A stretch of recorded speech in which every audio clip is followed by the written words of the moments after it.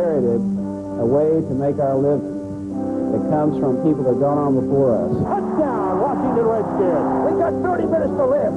We talked about character. We're going to see how much character every damn guy has here. Yellow 41. There's the snap, and the rip is good. Oh, he's got the first down. The 40. He's gone. The 35. The 30. The 20. He's gone. He's gone.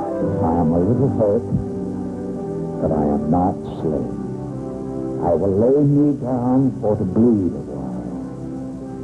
Then I'll rise and I'll fight with you again.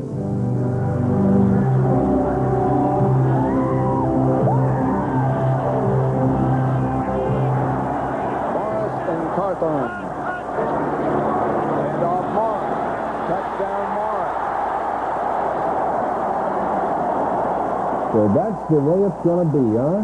The Redskins and the Giants for the third time this year. I know I was wrong. I said 49ers. But I wanted to go to San Francisco, New York, New Jersey in January. The Redskins have made an interesting progression through the playoffs. Have you noticed? They won against a pretty good defense, the Rams. Then they won against a great defense, the Bears. And now, the mission at hand, the best defense of them all, the Giants. But let's not get ahead of ourselves. First, let's look back at a great performance on tonight's edition of Redskins Sunday. Lou Barnes is waiting back at the 10. Bounce snap. Cox gets a low kickoff. It'll bounce at the 20. Scoots down to the 15 to the 10. Barnes bobbles the ball. Picked up. It's Monty Coleman with it. He's going to the end zone. Touchdown, Washington Redskins. I feel confident now.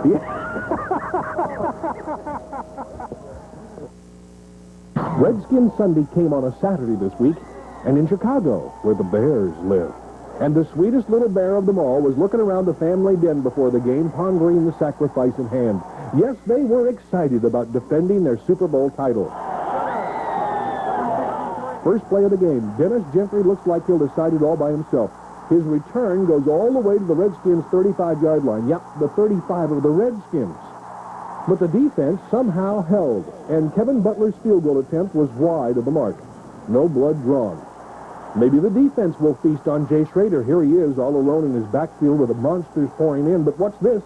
A flick of the wrist, and All-Pro Art Monk has himself a touchdown. It's the Redskins who have the lead in this game, and it's the Redskins who are 37-3 when they score first. Tell me about the first touchdown catch. Well, it was all about the line of scrimmage. We saw that they were blitzing, and they left the middle of the field wide open, and I was able to get a good release off the line. And Jay just laid it up, and it was a perfect ball. Second quarter. Jay begins to fade. This was his big mistake of the day. A sideline pass into traffic, and Richardson picks it off. It looks like he would turn this into a Bears touchdown, but Don Warren saved the day. And so did the defense, stuffing Walter Payton on 3rd and goal at the 2. The Bears settle for a field goal that gives them a 10-7 lead. The second quarter wasn't very good to Dexter Manley either. He jumped off sides and decided not to waste the effort. Why not just clobber Doug Flutie? By the time all the hankies were picked up by their officials, Dexter Manley had earned 20 yards in penalties, set up a Bears field goal, and earned a spot in Joe Gibbs' halftime doghouse. The Bears led 13-7. You got a hit on him, huh? Well, once or twice. Once especially cost you 3 points. Well, what can I say? Is that one of those things that you knew as soon as you hit him, you were in trouble? Well, I didn't necessarily think they would have called a personal foul. I knew they should have called the 5-yard penalty, but and I hit him around the head. So anytime you hit a quarterback around the head, I think that they're going to call it. So it was a good call. Second half, the defense comes alive again. This time it's little Darrell Green who makes a diving interception that kills a Bear drive. His return gives the Redskins good field position. Can't see a thing, and you still got another interception. I'll tell you what. I should have never told you that. But I felt better today. Did they? I felt like I could see. 3 plays later, it's Jay burning those blitzing Bears again. This time, Art Monk's move freezes Al Richardson, and it's another 7 points. And the Redskins have the lead back, 14-13. We decided to pump him once. He really took a good bite on it, and it just left me free going down sideline. I couldn't get over Jay's composure out there. I mean, he made maybe 1-2 mistakes the whole day. Well, most impressive thing about J.B. since he came in last year was the way he handled himself with a lot of poise and a feeling that he's always been there. And he takes control over things, and we all have a lot of confidence in him, know that he's going to get the job now. Jay played a tremendous game, man. Give him a lot of credit, man. That guy, he makes some mistakes, but when he makes up for them too, he's our quarterback, and I can't say anything bad about that guy. He's a real leader. I like him. Once in the driver's seat, the offense turned to tradition. It's truck time, and while George Rogers may not be a diesel yet, he had enough power to drive through that defense. Early in the fourth quarter, he capped an 83-yard, 6-minute drive with a touchdown plunge that made it an 8-point lead, 21-13. I heard somebody say that Bears got a good dose of hog-itis today. I think we got back to it. I think it started last week. I don't know what to find. We wanted to run the ball. We wanted to protect Jay. I know he got pressure a little bit once in a while, maybe 1 or 2 sacks, but I think overall we did a fairly decent, fairly job. Then on their next possession, the Redskins turn to their Ferrari, Kelvin Bryant. He catches this flat pass and turns it upfield for a 19-yard gain that set up a Jess Atkinson field goal and a 24-13 lead. That was all the Redskins needed, and all Bear fans could take. They break for the exits while the littlest Redskin of them all cracks the biggest smile you've ever seen, Eric Yarber. Hey, I can't help it. I'm so excited. You ever been like it was? Well, look, take it like this. Many people don't have an opportunity to play in the playoffs, and I'm in my first rookie year, and I'm in the playoffs, and hopefully we may go to the Super Bowl. Would that cause a smile? Would that cause a smile for you? Yes, Franklin. You're beat, aren't you? I'm shocked, tell you the truth, yeah. I'm sore, I'm tired, but I'm happy as hell, I'll put it that way. I'm thrilled to be a part of this team, and thank God I get a chance to coach it. Our players responded again. They just don't seem to be able to, to never say die type attitude, and I'm just thrilled to be a part of it. How much of a boost to beat the Bears and that kind of a defense? Well, the easiest way for me to explain it's $18,000, and it's another week's employment. We get to play either the 49ers or the Giants, which isn't an easy chore. We would love to have to play Tampa or Indianapolis, but it's not going to work out that way. So I think most of this team responded today. We're happy to have another week to play, and we're one step closer to Pasadena. In a moment, defense, and more defense. Sam Huff will love this part. Stay tuned, Sam.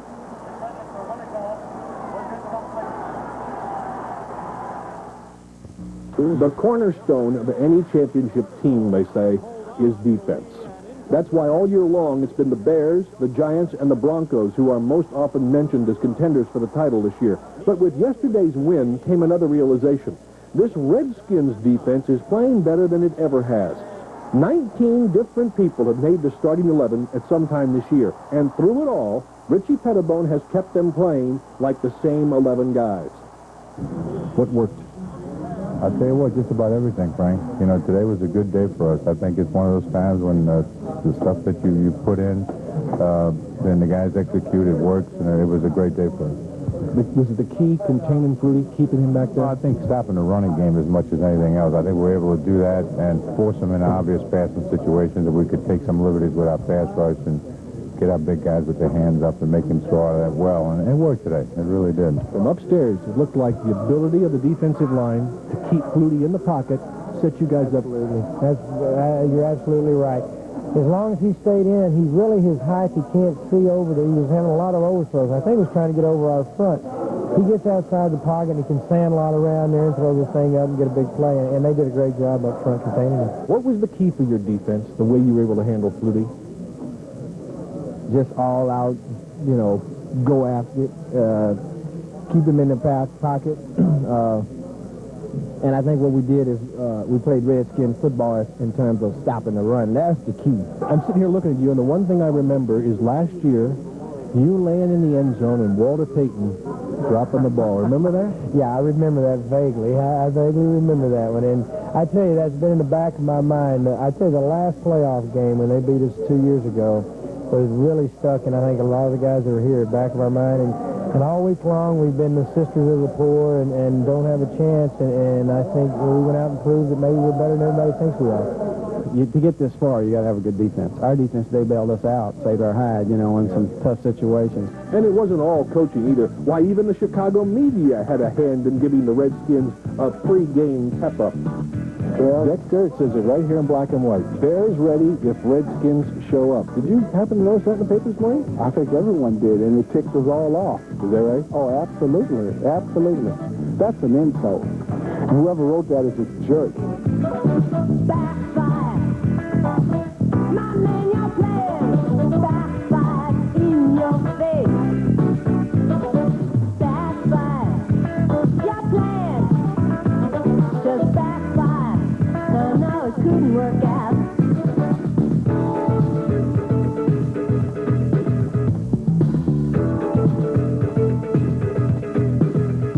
Yeah, the Redskins show up. Did that really get you going? Yeah, we just wanted to tell them we did show up, and we're happy to be leaving Chicago with a win. Backfire. My man, you're playing. Backfire in your face. It's backfire. You know, I don't even think they really took us serious, you know. I mean, you know, you see it in the paper, and will the Redskins show up? It just really bugged us, you know, and we came out here storming. I think they underestimated us, and, you know, I just think it just says a lot for the whole organization, you know, getting ready after 5 days, being all beat up and sick, and, hey, sometimes you corner an animal sometimes, and you better be careful if it's injured. Yeah, everybody was kind of writing us off.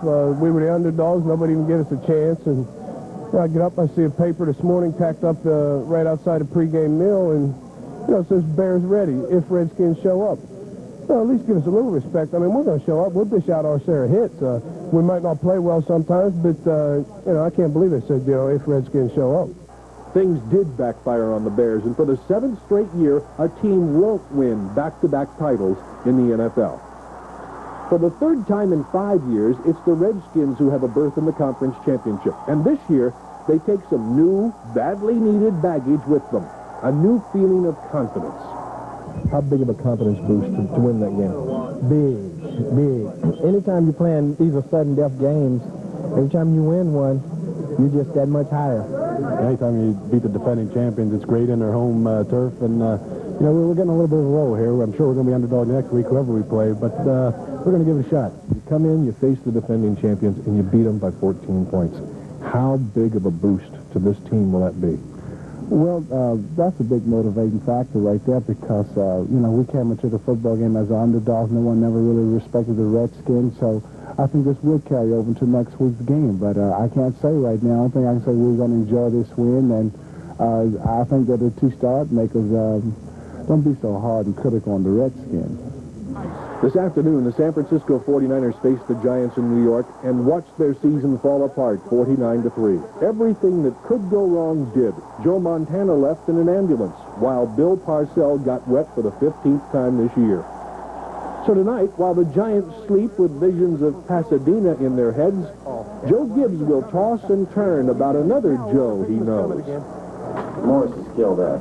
We know that. So we'll start with that. I think we got to say that their rushing attack, I think if that guy's just ahead of steam up, you're in hot water. Because they're going to run him, and he's got had more yards against us the last couple of years than anybody. We know we got to, that's got to be one of our big thoughts. So now the Redskins have to go to New York and take on the Giants. Can they beat them? No, they can't beat them. But hey, if you'd have told me last week that they were going to go to Chicago, they were going to take on the Bears and manhandle them, they were going to drive 83 yards on that vaunted defense and score a touchdown, I'd have told you you were out of your ever-loving mind. Sure, they're going to go to New York and try to beat the Giants, and they just might be able to pull it off. The defense is going to have to play just as tough as it did against the Bears, and they're going to have to handle Joe Morris, who's more problems than Walter Payton. And they're really going to have to key on that big tight end, Mark Bavaro, who is Phil Simms' favorite receiver. And on the other side, the Giants' defense, that's going to keep the coaches up all night long. But if they can do to them what they did against the Bears, if they can control Lawrence Taylor, who knows what could happen on that AstroTurf in New Jersey.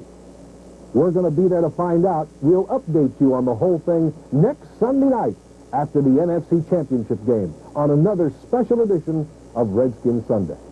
For all of us at Redskins Sunday, thanks for watching. We'll see you again next week. We are the Bears, shuffling through, shuffling on down, do it for you. We're so bad, we know it's good. Blowing your mind like we knew we would. It's a rude awakening by Dean Hamill. Well, they call me Sweetness, and I like to dance. Running the ball is like Mickey Mouse Nance. We had to go to training camp to give Chicago a Super Bowl champ. And they give it to Peyton. And Dexter Manley throws Peyton for a loss.